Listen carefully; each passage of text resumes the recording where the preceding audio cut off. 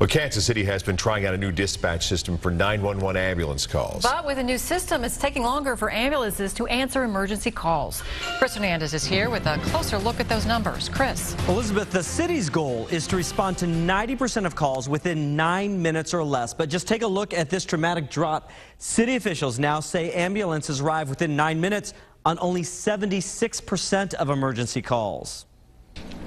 For the past couple of months, dispatchers have been asking callers more questions. Did she faint or pass out? It's an attempt to narrow down what kind of response is needed, but it's slowing down response times. We need to have 2 fire trucks and ambulance respond to relatively minor incidences. So that's that balance of quick versus efficient. Councilman John Sharp says officials thought the new dispatch method would lengthen response times by about 30 seconds. But response times have now jumped by an extra minute 10.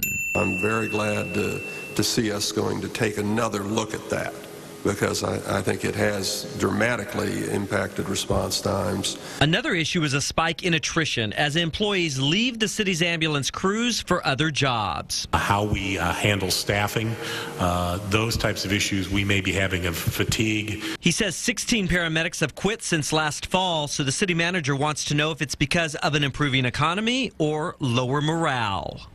Now, City Manager Troy Schulte says a new task force will study whether to change that new dispatch method, as well as whether ambulance crews should stop working 24-hour shifts.